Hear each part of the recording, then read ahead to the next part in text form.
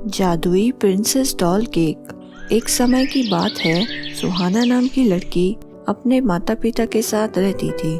सुहाना के पिता एक फैक्ट्री में काम करते थे और उसकी माँ आंचल नाम की लड़की के घर में काम किया करती, जो कि सुहाना की बहुत ही अच्छी सहेली थी।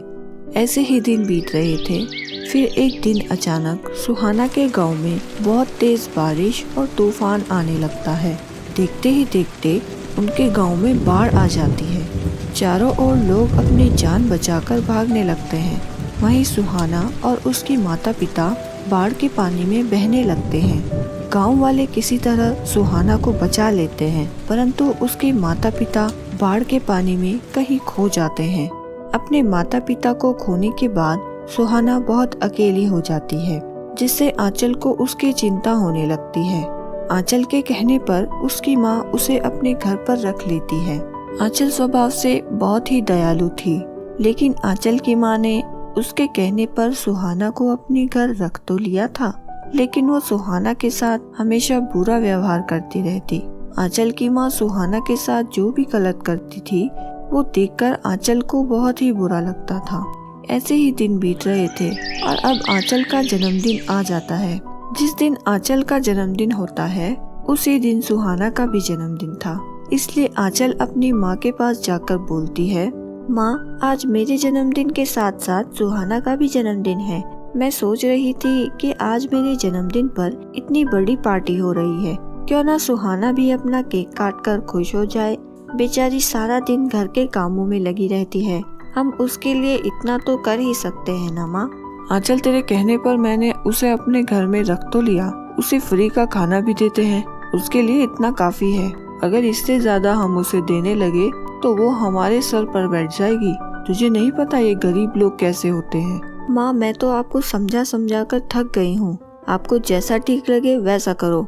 इतना बोलकर आंचल वहाँ से चली जाती है। आंचल की माँ ने उसके जन्मदिन के लिए उसे 2 ड्रेस दिलवाई थी। उसमें से एक ड्रेस लेकर आंचल सुहाना के पास जाती है और उसे बोलती है, सुहाना, आज तुम्हारा भी जन्मदिन है और मुझे पता है माँ तुम्हें कुछ भी नहीं दिलाने वाली है। माँ ने मेरे जन्मदिन के लिए 2 ड्रेस खरीदी थी, इनमें से एक तुम रख लो। आंचल, तुम मेरे लिए इतना सोचती हो, ये मेरे लिए बहुत बड़ी बात है और मैं ये ड्रेस अपने जन्मदिन पर जरूर पहनूंगी। मैं अपने जन्मदिन के लिए एक छोटा सा केक बना लूंगी, लेकिन तुम मेरी वजह से कोमल आंटी से लड़ाई मत करना। सुहाना की ये बात सुनकर आंचल वहाँ से चली जाती है। आंचल की ये बात सुनकर कोमल सुहाना के पास आती है और कहती है, सुन लड़की, आज तुझे घर के कामों के अलावा घर को भी सजाना है। कोई कमी नहीं रहनी चाहिए। बहुत सारे मेहमान आ रहे हैं, इसलिए खाना भी बहुत सारा बनाना है। सारा काम तुझे अकेले ही करना है, इसलिए अभी से काम पर लग जा। हाँ, मैंने सारी तैयारी शुरू कर दी है। मैंने आंचल से उसका मनपसंद खाना भी पूछ लिया है, मैं वो सब कुछ बना दूंगी। देख लड़की, तेरी माँ के जाने के बाद मैंने तुझे उसकी जगह काम पर रख लिया और तुझे रहने के लिए जगह भी दी, लेकिन आंचल चाहती है मैं तेरे साथ वैसा बर्ताव करूं जैसा मैं आंचल के साथ करती हूँ, और ये मैं बिल्कुल नहीं कर सकती। भला जिस तरह मैं अपनी बेटी के साथ रहती हूँ, उस तरह मैं एक नौकरानी के साथ कैसे रह सकती हूँ। मैं तुझे यही बोलने आई थी, मेरी बेटी का जन्मदिन पर तू बिल्कुल नहीं आएगी, वरना पूरी पार्टी में आंचल का ध्यान सिर्फ तेरे ऊपर ही रहेगा। पार्टी के बाद जो भी खाना बचेगा वो तुझे मिल जाएगा। इतना बोलकर कोमल वहाँ से चली जाती है। कोमल की बातों का सुहाना को बहुत बुरा लगता है, लेकिन वो सब नजरअंदाज कर अपने कामों में लग जाती है। उस दिन सुहाना का भी जन्मदिन था, लेकिन वो घर का सारा काम करती है, खाना बनाती है, घर सजाती है। जैसे ही सारा काम खत्म होता है, कोमल आंचल से छुपकर सुहाना को घर से बाहर निकाल देती है। थोड़ी ही देर में सब मेहमान आ जाते हैं और आंचल केक काटने वाली होती है। तभी आंचल अपनी माँ से पूछती है, माँ, मुझे सुहाना कहीं नजर नहीं आ रही है। उसने इतना टेस्टी खाना बनाया है और अब पता नहीं कहाँ चली गई। तू ही उसे अपना दोस्त मानती है और तूने ही उसे इतना सर पर चढ़ा रखा है। देखा तेरी बर्थडे पार्टी से जलकर कैसे बाहर चली गई।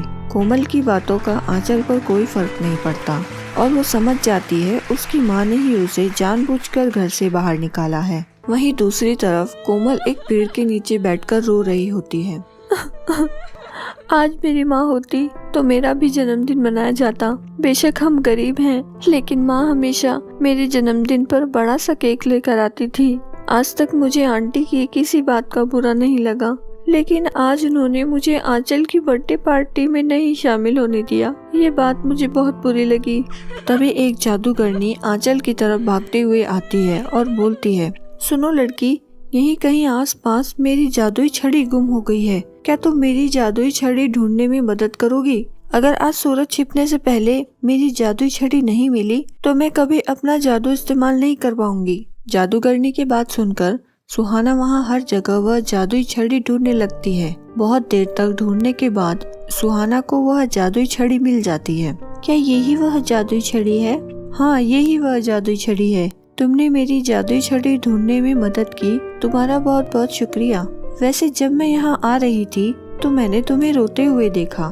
क्या तुम मुझे बता सकती हो तुम क्यों रो रही थी? कुछ समय पहले हमारे गांव में बाढ़ आ गई थी, जिसमें बहकर मेरे माता पिता की मौत हो गई।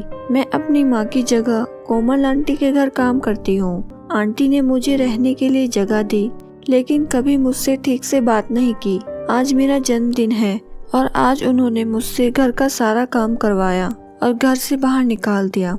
तुम चिंता मत करो, मैं तुम्हारा जन्मदिन जरूर सेलिब्रेट करूंगी। इतना कहकर वह जादूगरनी वहाँ एक प्रिंसेस डॉल केक प्रकट कर देती है और उसके बाद सुहाना के फटे पुराने कपड़ों को एक सुंदर से फ्रॉक में बदल देती है। और बाद में वह जादूगरनी सुहाना से कहती है, सुहाना, ये एक जादुई केक है और इस जादुई केक को खाकर तुम्हारे अंदर भी जादुई शक्तियाँ आ जाएंगी। फिर तुम अपने घर के काम भी जल्दी जल्दी कर पाओगी और तुमने किसी बीमार इंसान को अपने हाथों से छुआ तो वो बिल्कुल ठीक हो जाएगा। चलो तुम्हारा बर्थडे सेलिब्रेट करते हैं। उसके बाद वह जादूगरनी सुहाना का बर्थडे सेलिब्रेट करती है और उसे अपने हाथों से केक खिलाती है। थोड़ी देर में सुहाना जादूगरनी को धन्यवाद करके अपने घर वापस वही फटे पुराने कपड़ों में वापस आ जाती है।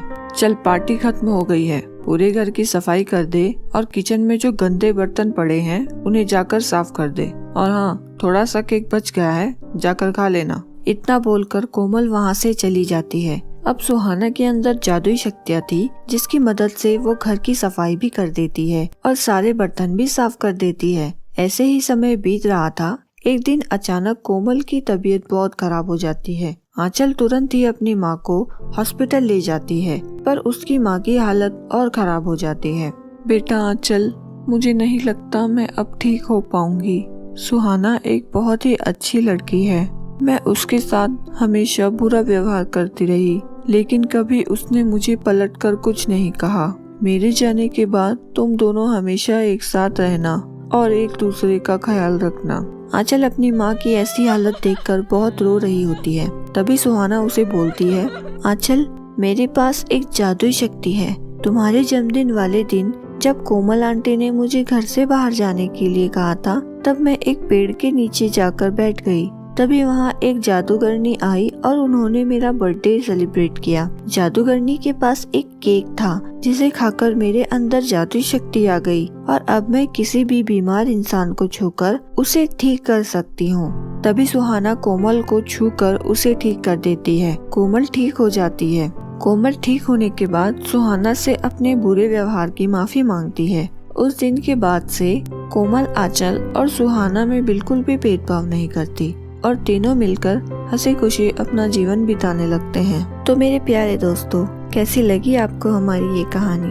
मुझे कमेंट करके जरूर बताइए। और हाँ दोस्तों, अगर आपको मेरी ये कहानी पसंद आई हो तो इसे अपने दोस्तों के साथ भी जरूर शेयर करें। और अगर आपने मेरे चैनल फिजू टीवी को सब्सक्राइब नहीं किया है तो जल्दी से सब्सक्राइब बटन दबाकर इसे सब्सक्राइब कर दें। तो मिलती हूँ फिर एक नई कहानी के साथ। तब तक के लिए बाय बाय दोस्तों।